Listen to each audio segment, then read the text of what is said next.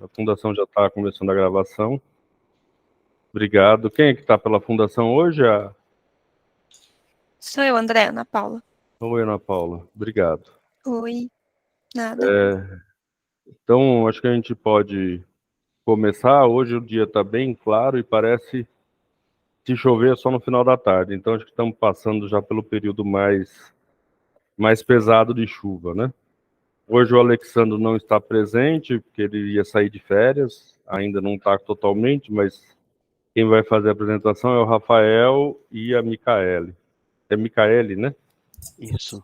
Para não errar o nome seu. É isso, né, Micaele? Né? Isso. Obrigado. Posso começar, professor? Pode, fica à vontade.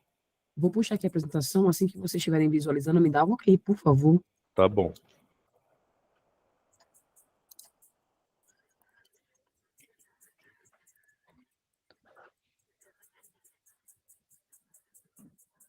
Estamos vendo já, Micaele, pode começar.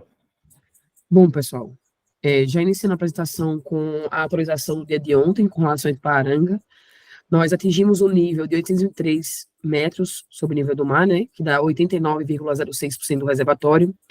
A vazão afluente do mês de março está 32,39%, para uma média comum de 16,39%. Então, assim, é um valor muito acima daquilo que se visualizava nos anos anteriores, dando aproximadamente aí 192% da MLT, praticamente o dobro, tá? Então, foi realmente o mês de março atípico, o mês de março de muita chuva, seguindo aí aquilo que a gente já vinha vendo nos meses de fevereiro e de janeiro, sendo que março foi até um pouco mais crítico em termos de MLT, porque fevereiro terminou em 133%, e março agora está com 192%, tá? Então, é uma situação um pouco diferente daquilo que a gente vinha vendo nos últimos anos, e até um pouco diferente do que vimos no mês anterior também. Então, a gente teve aí um março bem atípico, quase que realizando o dobro da média comum aí para esse mês, tá? E aí, a gente começa o mês de março em uma faixa de 822,80, chegamos a atingir aí o 802,52, e aí na última quinzena voltamos a elevar o nível, dadas as chuvas dos últimos dias, né? E aí chegamos a atingir o 823,10 no dia 16, e a partir de então começamos a aplicar a redução, pela redução da vazão também, até o dia de ontem, que fechamos aí com 823, voltamos aí ao limite de 823, tá? E aí, no mês de março, tivemos, inclusive, picos de vazão, chegando aí a uma vazão afluente média de 72 metros cúbicos por segundo, vazões bem elevadas aí, bem acima também daquilo que a gente vem praticando como defluência, e é dessas vazões que a gente vê o reflexo da elevação do reservatório nos últimos dias. A vazão, ela teve um decaimento, né, ela veio caindo nos últimos dias, e ontem foi 15,19, tá? E aí, que nem o professor falou, existe uma previsãozinha de chuva, mas ela tende a começar a reduzir agora. O cenário pluviométrico está um pouquinho diferente, todo o sistema tem passado por essas situações de pluviometria um pouco inconstantes e pouco previsíveis também, mas houve essa redução, e a tendência agora, com a chegada do outono, é que a gente entre no período que é chamado de período seco, né? Que agora que se estende do mês de março até meadinhos ali do mês de setembro. Se inicia, né, o período seco. Bom, com relação ao mês de março especificamente, é o melhor mês de março dos últimos 4 anos, em que a gente aplicou 192% da MLT, tá? 2019 foi um ano muito bom também, só que aí se compararmos com o ano passado, o mês de março foi um mês bem atípico e bem positivo com relação à hidrologia, né, bem com relação à pluviometria. Então, a gente teve reservatórios aí bem cheios durante esse período, tá bom? Não falando apenas de Paranga. Bom, com relação à Praça Laia, a gente já verificou no mês de fevereiro que teve aquelas elevações e alguns picos de chuva que ocasionaram alguns registros de alagamento na região da Praça Laia especificamente, e trazendo a atualização do mês de março, apesar de termos aí fortes chuvas, né, na região, a gente teve aí uma situação até de registro de alagamento de 57 milímetros no dia 14 e 15 de março, né? De lá para cá, houve o recuo da chuva, então a vazão, ela permaneceu dentro da faixa ali, em torno dos 70 metros cúbicos por segundo, e também não tivemos nenhum registro de alagamento na região, e também não tivemos muitas chuvas registradas também no local lá da Praça Lions, tá? Então, apenas fazendo uma atualização para vocês aí com relação a essa região especificamente. Bom, com relação à precipitação, a gente tem aí uma chuva acumulada nos próximos 3 dias de 2,5 milímetros, próximos 5 dias de 3,9 milímetros e próximos 10 dias de 7,8 milímetros. Então, como eu falei, um recuo aí considerável das chuvas a partir agora da entrada do outono, né? Tem o outono, então a gente já tem aí uma redução das chuvas para o período. E isso está sendo pontuado aqui nas previsões até os próximos 10 dias, como apresentado aqui na apresentação. E com relação também aí as previsões de chuva, a gente está em torno aí do realizado em torno de 11,6 milímetros, tá bom? Acho que se ninguém tiver mais nenhuma dúvida, era isso que a gente tinha para poder pontuar aqui. Micaele, a Viviane está perguntando qual é a vazão defluente hoje e se ainda está aberto o descarregador de fundo. A vazão defluente está em 30 ponto quebradinho, 30,18, e o descarregador de fundo continua aberto sim. E qual é a vazão do descarregador de fundo? 6 metros cúbicos. 6 metros cúbicos, isso. Tá. E o restante sai pela válvula. Isso. Pela usina. E aí, professor, a gente deve começar a aplicar a redução de vazão aí lá para o final do mês, que é quando a gente atinge o volume de espera de 822,64, tá? Tá, porque com essa previsão de chuva aí, provavelmente essa 192% do MLT vai diminuir um pouco, né? A gente vai chegar no final de março, talvez com 150, talvez um pouco menos. A tendência é essa. Aí a gente está com essa previsão... Não, isso mesmo, viu, professor? E aí a previsão é final do mês aí a gente começar a reduzir a vazão do Tupararanga, né? A gente já sobe ali, a gente estava buscando aquela cota do 822,46, a gente já subiu ela para o 822,64, né? Devido aí à previsão de menores chuvas. Tá ok? Ok. Alguém mais gostaria de fazer? Rodolfo, por favor. Bom dia, André. Bom dia a todos. O Rafael e Micaela, então, só para confirmar, aquele alvo que vocês tinham, vocês elevaram um pouquinho, então a previsão é chegar até o final de março na 822,69, é isso? 64. 64. Tá. E aí a gente começa a reduzir as vazões aí de Tupararanga. Tá, e aí a perspectiva é manter nessa cota aí o máximo possível, é isso? Aí a ideia é a gente reduzir e aí a gente começar a trabalhar dentro da regra mesmo, né? Utilizando aí a regra operativa. Maravilha. Alguém mais tem alguma outra questão? Viviane, a vazão de 30 metros cúbicos por segundo deve passar para quanto? Rafael, desculpa. Professor, aí vai depender das afluências, né? Aí a gente vai fazer a utilização da regra, né? A gente, após isso, né, os 30, dependendo das previsões de chuva, aí a gente começa a diminuir utilizando a regra. Acho que inicialmente vai igualar com a afluência e depois pode diminuir mais. Isso aí. Se baixar muito, né? Se baixar muito, aí a gente vai fazendo a utilização dela mesmo, né? A afluência agora, Viviane, pelos dados que a Micaele mostrou, está em torno de uns 16 metros cúbicos por segundo. Então, chegou o dia de 72, né? Teve um dia de 72. Então, se continuar constante, a ideia é reduzir até chegar nesses 16 metros cúbicos por segundo, e depois tem aquela regrinha, né? Se baixar, eu não lembro exatamente qual é a cota, mas se baixar mais um pouco, aí diminui ainda a vazão defluente mais um pouquinho. Isso mesmo. Aí a gente segue a regra. Você tem a regra aí, Rafael ou Micaele? Só para a gente relembrar, porque acho que já faz tempo que a gente discutiu isso aqui. Você consegue projetar ela aí, Mica? Procurando aqui, 10 Só segundos. aquele quadro que parece sei lá... O funil.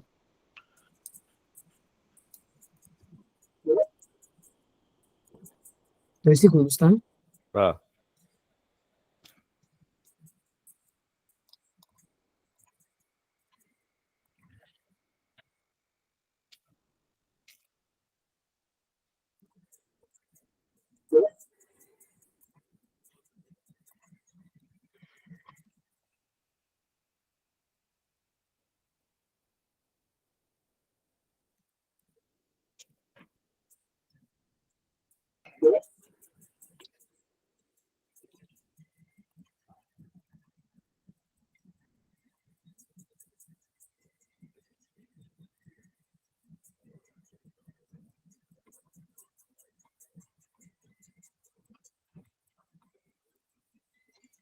Eu projeto aqui, tá ok? Ah, já achou aí, Rafa? Tava projetando aqui agora, mas pode puxar. Só um minutinho, só que eu vou projetar aqui. Desculpa pegar vocês de surpresa nisso, mas é que, como faz tempo, eu acho que é sempre bom a gente ter isso meio na manga para todo mundo lembrar do que foi decidido, né? Eu estou vendo se eu acho aqui também no meu papel. Na hora que vocês estiverem vendo. Tá abrindo já. Isso. Então, nós estamos aqui atualmente no livre 1, né? Isso. Hoje a gente chegou no 82300, né? Então estamos passando Tá. do livre 1 para o livre 2, né? E a gente agora começa a transitar aqui dentro do livre 2, né? Tá. Então a ideia é que a gente se mantenha aqui nessa região, né? Tá. Então, o livre 2, ele tem uma defluência mínima de 4 metros cúbicos por segundo, mas não vai chegar agora. E a defluência máxima é... É que a gente podia defluir até a fluência, mas hoje a gente está até a limitado aos 30, né? Ao Isso. 30 metros cúbicos. Isso aí. Até a fluência. Então, se ele continuar dentro dessa faixa aqui, o mínimo vai ser 4 e o máximo vai ser a defluência, a afluência, né? Isso aí. Então é isso que a gente está entrando agora. Quer dizer, não está entrando agora porque a gente está no livre 1 agora, né? Mas que vai entrar no livre 2 assim que começar a reduzir a cota, né? Isso. A ideia é ficar a maior tempo possível dentro dessa faixa do livre 2 aqui, o maior tempo possível durante o ano, né? Lógico que a gente sabe que com a estiagem a tendência é diminuir um pouco, mas não chegar naquela situação que a gente estava em 2021, né? Isso aí. 21, 22. 21 mais, né? 22 já estava um pouco melhor. Lauren, você gostaria de falar sobre a qualidade, Lauren? Por favor. Alguém mais tem alguma dúvida com o pessoal da CBA? Lauren, por favor, pode falar, desculpa, estava esperando você abrir só. Oi, bom dia a todos. Bom dia. Professor, só para informar mesmo, né? A gente sabe que tem as contribuições, igual a gente conversou, desde a barragem até aqui a nossa captação, mas no dia 14, nós chegamos aí com 2.000 de turbidez, quase 2.000 de cor, sendo que o nosso padrão ali é em torno de 7 de turbidez e 70 de cor. Então, o ferro e manganês também, a gente chegou acima de 1. A gente teve uma paralisação das 3 estações nossa que captam ali na represa do Botocel. A gente até falou com o Flávio, né, a gente foi coletar lá na CBA, a gente coletou ali próximo da Cachoeira da Hidro, mas também deu já um aumento ali de ferro, manganês, de cor e turbidez. A gente sabe que tem um empreendimento aqui para baixo, mas é só para pontuar mesmo que a gente teve essa alteração significativa. Tá, mas os valores lá em cima são inferiores a esses que vocês observaram aqui na Botocel? De cor e turbidez, sim, ferro e manganês está bem próximo. Tá. Pode ser relação com o descarregador de fundo. A gente só vai ter certeza, na verdade, na hora que desligar o descarregador de fundo. A ideia é quando reduzir a vazão, vai desligar o descarregador de fundo, não é, Rafael? Isso, a ideia é para a gente chegar a ele em 2 metros cúbicos, tá? Mas vai manter ele assim aberto? pouco. Por enquanto, sim. Por um período. Tá. Tá bom? Porque tanto ferro quanto manganês é para ser impacto ou de alguma movimentação de terra ou mesmo do sedimento do fundo do reservatório, né? Sim. Então, a gente precisava fazer um estudo mais de coluna d'água nesse reservatório para ver justamente isso, porque agora também março é um período de vento, né? E vento também circula o reservatório e acaba sorvendo sedimento. Agora precisa ver qual que é o mais importante aí nesse processo. Fale, Eles estão Rafael. investigando aí, né, um empreendimento que tem a jusante ali das usinas Santa Helena, né, antes da captação dela ali também, né. Eu lembro que isso foi levantado, inclusive,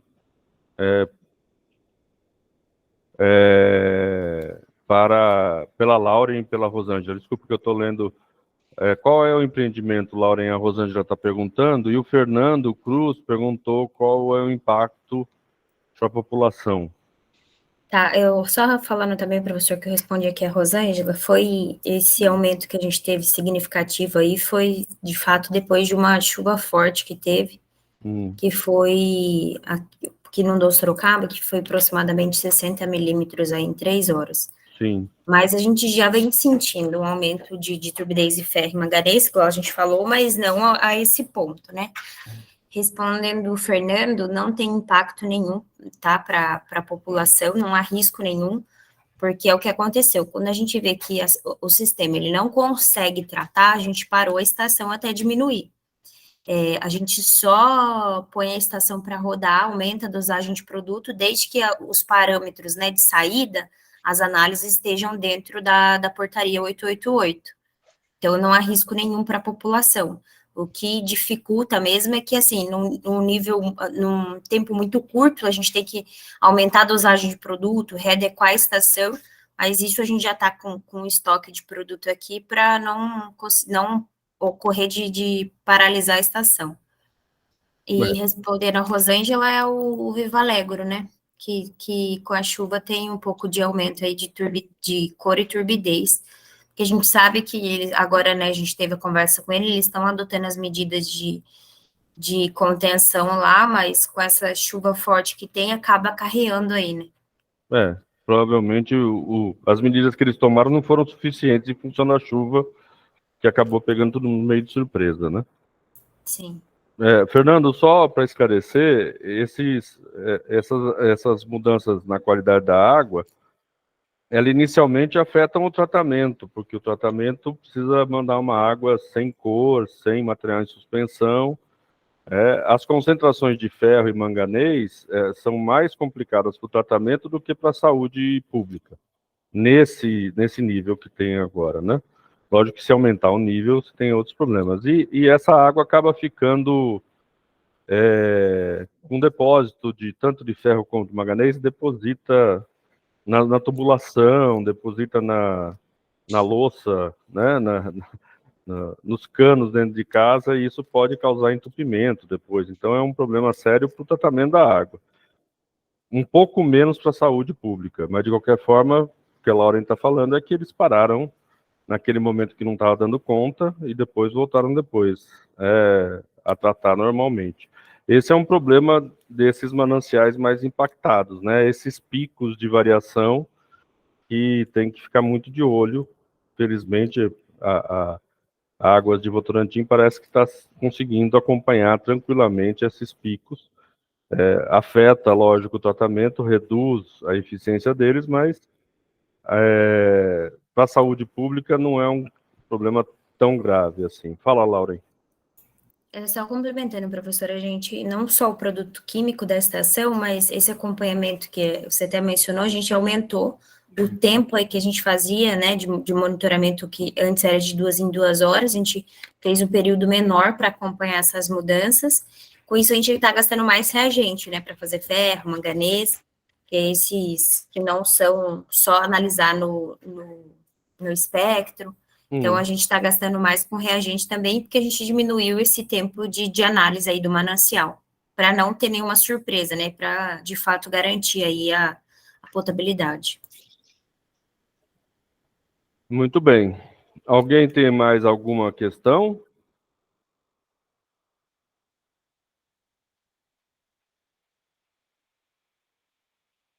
Não sei se o pessoal do site Sorocaba tem alguma indicação sobre a qualidade. Ana Vitória está aqui. lá se você tem dados lá do Clemente, Ana, tem tido uma alteração? Bom dia Bom a dia. todos. Para posicionar, eu e a Laurinha até conversamos anteriormente. Eu tive poucas alterações no Clemente. Quanto à qualidade, a qualidade que eu tive alteração, na verdade, é uma oscilação de cor que tem subido, agora mesmo subiu novamente de 70, estava 70 no final da semana, já subiu para 80 e subiu novamente para 90 agora, cor. E turbidez de 4 subiu para 10, e o ferro ele vem se mantendo alto, e o manganês também alto. Então, a gente aguarda ansiosamente a questão do descarregador de fundo, né? Que pare de ser usado, mas também entendemos a questão das necessidades de monitoramento da represa. Rosângela, de cabeça eu não vou ter o valor de ferro manganês, mas ele se mantém naquilo que eu já tinha passado para você anteriormente, tá bom? Mais alto que o normal, né? Ele está mais alto do que o normal. Então, a gente tem usado um volume de produto químico muito maior, professor. Basicamente, o dobro de PAC e cloro, a gente tem usado um volume bem alto.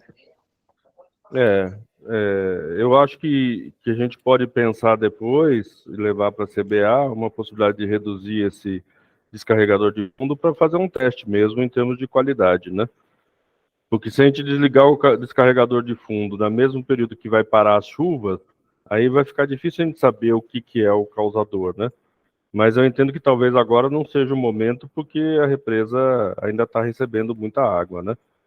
Mas eu acho que podemos pensar em algum teste dessa maneira. Vocês têm feito monitoramento da saída do descarregador, Rafael? Temos feito sim, professor. O pessoal nosso tem coletado, os parâmetros não têm se alterado relacionados ao mesmo que sai do canal, tá ok? Tá. É uma investigação que precisa de bastante tempo, né? Porque a gente precisa ver o que está afetando tanto assim. Como a Lauren falou que foi depois de um período forte de chuvas, pode ter sido carregamento de uso do solo mesmo, em algum esse empreendimento aí acima dela. Mas é uma coisa que a gente precisa ver, porque se lá no Clemente também está aumentando, talvez seja até um pouco diferente. Precisamos continuar acompanhando para ver de onde vem esse aumento, né? Fala, Ana. Nesse caso, eu acredito que por não existir barramento, né, existe uma diferença. Então, a gente tem muito mais carregamento de matéria particulada pela velocidade alta. Então, o descarregador de fundo não passa por um represamento, não passa por um canal, né? Então, isso acaba limitando a gente conseguir verificar alguma coisa, né? Não, a gente vai ter que ir acompanhando para saber até quando esse problema vai acontecer. Mas é que anos anteriores também já teve problema a respeito disso, né? Acho que o próprio Águas de Votorantim já tinha alertado para problemas de aumento de ferro e manganês em alguns momentos anteriores. Fala aí, Laura. Professor, se você me permitir, queria só mostrar aqui a coloração mesmo, como que chegou a água aqui na represa, se eu puder só compartilhar rapidinho a imagem. Pode compartilhar.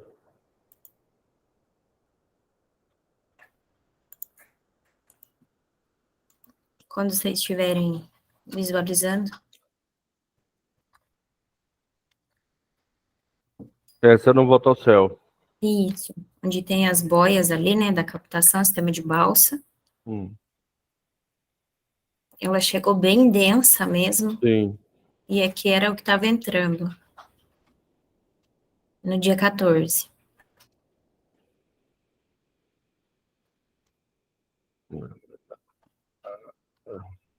Realmente a cor da água está bem barrenta, né? É bem característico de carregamento de material mesmo. Ela estava muito densa. Foi, assim, de todo o histórico mesmo, a gente já tinha, na outra reunião, já tinha falado que a gente já chegou no pico, né? Que nunca teve um histórico tão alto, e dessa vez, novamente, dia 14, superou aí os dados. E aqui é um controle que a gente tem lá, que eu estava falando da captação, né? Quanto que chegou a cor e a turbidez, sendo que era a turbidez de 7 e cor aí de 70, nossa média. Um aumento bem significativo. Então, sim. A Viviane está perguntando se seria o caso de desativar o descarregador de fundo em função da qualidade. Então, Viviane, o problema é que a gente não tem certeza que é o descarregador de fundo que está fazendo essa alteração da qualidade, porque isso já aconteceu em momentos anteriores, quando não estava aberto o descarregador de fundo, né? O que precisaria, talvez a gente possa contar com a ajuda da CETESB, não sei se é possível, fazer coletas em vários pontos do rio a partir da saída da represa, para a gente poder identificar qual é a fonte dessa maior concentração de ferro manganês, coure e materiais de suspensão. Agora, não sei qual é a capacidade da CETESB conseguir fazer isso meio rápido. Rosângela, isso é possível? André, bom dia a todos. Bom dia. Eu preciso consultar a capacidade do laboratório, e agora nós temos também aquela estação lá no Vitória Regia, que tudo bem, né? Embora seja mais próximo, mas o próprio site de Sorocaba está indicando que tem alguma alteração também, embora bem menor do que a Laura indicou. Eu já tinha colocado isso para o Altivo, e para ver se teria alguma proposta de ver o que poderia ser feito. Como isso não se repetiu no dia que o Altivo fez a fala, né, a gente não colocou isso daí, esse assunto não voltou, mas eu posso falar com ele, que é lá né, e com o próprio laboratório, para ver quais seriam os pontos e se é necessário ou não, se é possível fazer isso. Porque, assim, a boia lá que foi colocada no Vitória Regia, ela está mais preocupada com ventilação orgânica, né? Não, André, mas ela tem a turbidez. Tem turbidez com condutividade. Isso, exatamente. Então, mas seria interessante a gente fazer em vários pontos do rio, inclusive para tentar identificar da onde vem esse maior volume aí de contaminante, né? Ferro, manganês e materiais de suspensão. Não precisa fazer todos os parâmetros. Tem parâmetros que são mais demorados, né, Rosângela? Por exemplo, DBO, por exemplo, é mais demorado. Acho que não precisa fazer DBO nesse momento. Mas DBO acho que não teria necessidade. O problema então, que eles estão apontando é manganês, ferro, turbidez e cor, correto? É material de suspensão e cor, né? Porque turbidez às vezes não tem uma relação direta com material de suspensão. Às vezes sim. Certo. Então, você diz a parte de sólidos sedimentáveis. Sólidos sedimentáveis, Você consegue ver depois, você traz uma posição aí da CETESB, ou senão a gente tenta fazer aí um bem bolado com as duas empresas, mais a CBA, para fazer essas coletas e essas análises em conjunto, para a gente tirar a dúvida, né?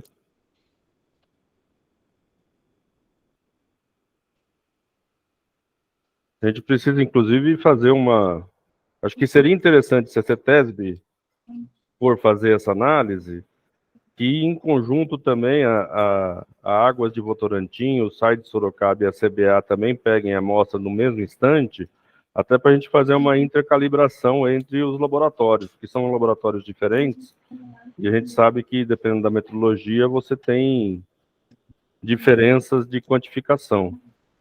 Então, daí a gente já aproveitava essa questão para fazer uma calibração entre os laboratórios, o da CBA, da Águas de Votorantim e do site de Sorocaba.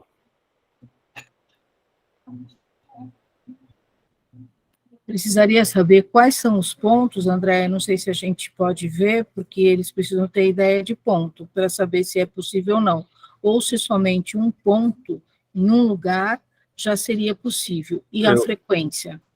Eu acho que seria interessante... Mas eu pergunto.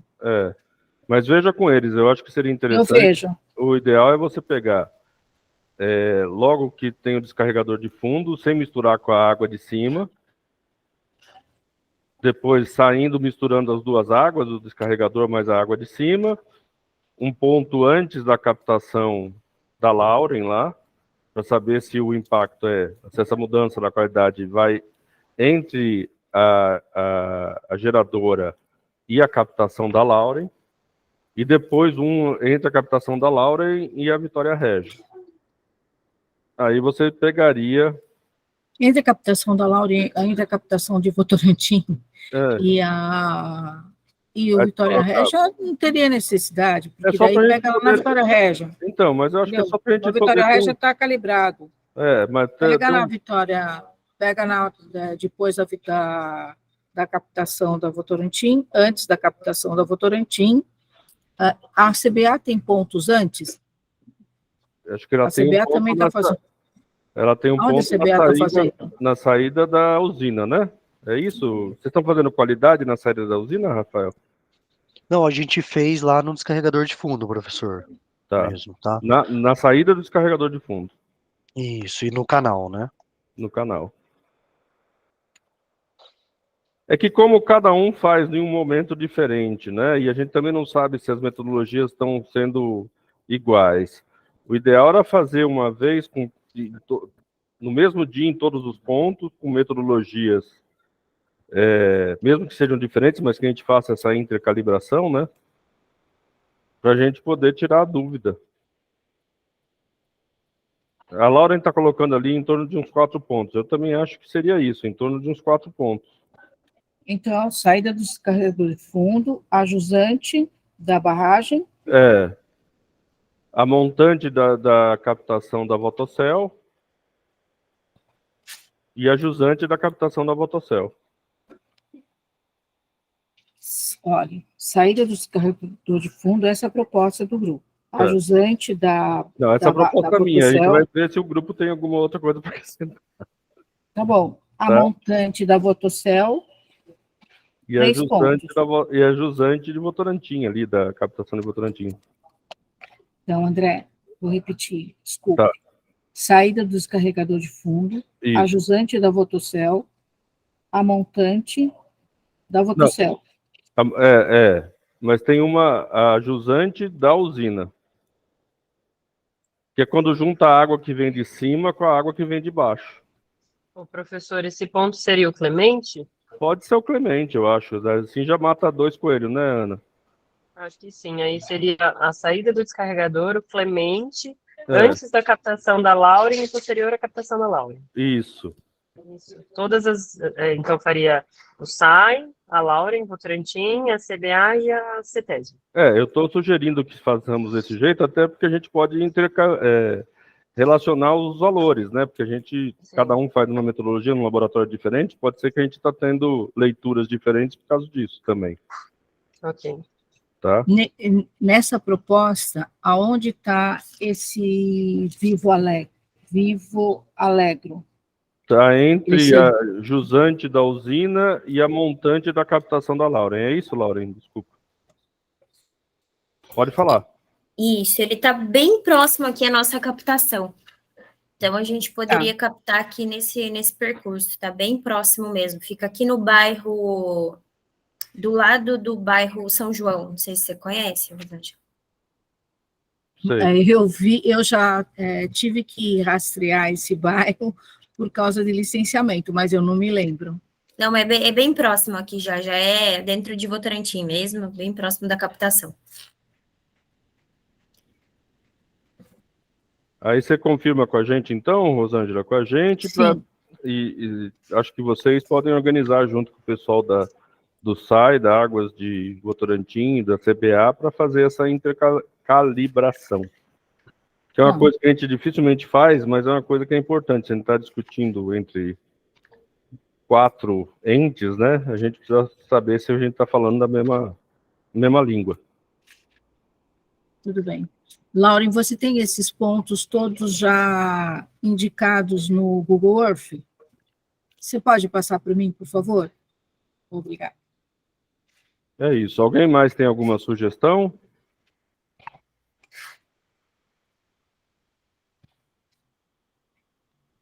Acho que não. Então, vou agradecer a Micaele e o Flávio, né, que estava aqui,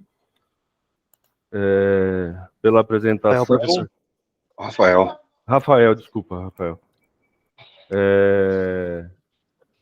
E vamos passar para o segundo ponto de pauta, então. Deixa eu só indicar que o que a gente havia combinado com o Alexandre, inclusive, também, com o pessoal da CBA, que até o fim desse mês nós faríamos reuniões semanais. Então, a nossa ainda dia 27 vai acontecer. Aí, no dia 27, conforme estiver andando o processo, a gente pode estender para cada 15 dias. Tá? Mas a próxima reunião ainda vai ser no dia 27. Isso mesmo. Então, o próximo ponto de pauta é a aprovação da ata da reunião. Vou pedir para... Oi, André, vou compartilhar aqui. Assim, desculpa, eu estou meio perdido. É segunda-feira de manhã também, né?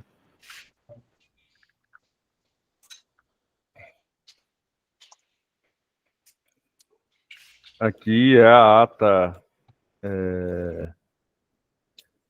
56ª reunião, nós estamos na 50ª quanta?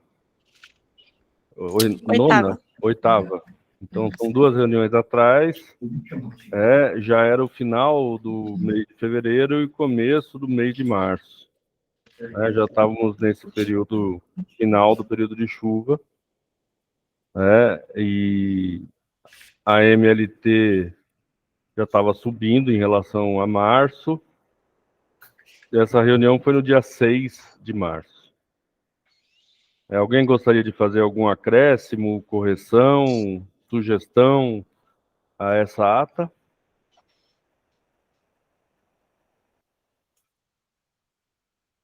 Bom, não havendo nenhuma... Lauren, você gostaria? Não. Eu vi que você abriu o microfone, não sei se você gostaria de falar alguma coisa. Não, desculpa, professor. Não, então tá. Então, se ninguém tiver nada para acrescentar, vou colocar em votação. Os favoráveis continuam como estão, os contrários ou quem queira se abster, por favor, se manifeste. Bom, não há nenhuma manifestação. Então, está quando aprovada a memória técnica da 56ª reunião do GT Crise Hídrica. Rosângela, por favor. Não é sobre a ata, posso falar? Pode falar, não, já encerramos a ata, já votamos, pode falar. Tá. Conforme o Altivo fez a exposição na semana passada, ele ficou de verificar se seria possível a emissão dos boletins, né? Sim. E ele já verificou, é possível, como o comitê tem interesse, os boletins então podem ser emitidos. Daí eu só pediria para que o grupo, ou você, ou onde seria isso, chegaria o boletim, e eu não sei como isso poderia ser divulgado. Eu acho que o caminho mais interessante é pela Fundação Agência, né? A gente pode até divulgar aqui nas reuniões, mas ficar depositado na Fundação Agência e colocar lá como... Assim, todo mundo já começa a procurar as informações lá no site da Fundação Agência. E daí, quando tiver a sala de situação, isso poderia ser colocado lá, é isso, André? Isso. Tá bom. Um outro ponto, André, com relação a essa solicitação que foi feita agora, se houver necessidade, porque tudo precisa ser oficializado, você me desculpe, mas mesmo assim eu vou ficar lá no laboratório, seria possível um ofício seu, por favor? Sim. Muito obrigada. Se for necessário fazer um ofício, é só você me avisar, eu já preparo o ofício e já mando.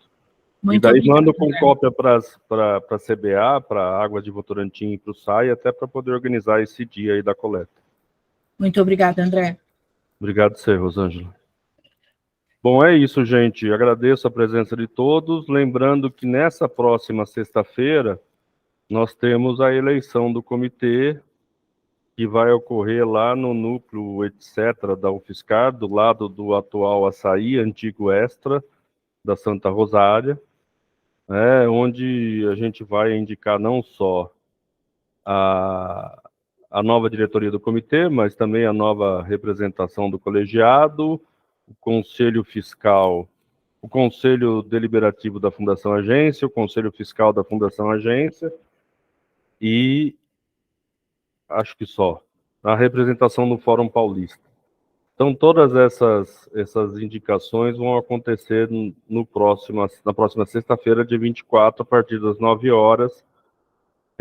Se eu não me engano, lá é Rua não vou lembrar o nome, mas é do lado do atual Açaí, antigo Extra, da Santa Rosália. Quem estava no comitê há mais tempo já participou de reunião ali naquele local, certo? Naquele local a gente vai fazer as reuniões por categoria, então primeiro a atual diretoria abre a reunião, tem acho que 1 ou 2 deliberações que têm que ser aprovadas, depois a reunião é interrompida, assume a comissão eleitoral e daí cada categoria terá um tempo para definir e, se for o caso, arrumar as representações para depois a gente dar posse à nova diretoria.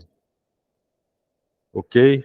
Agradeço a todos aqui pela presença, espero vê-los lá presencialmente na sexta-feira e boa semana a todos.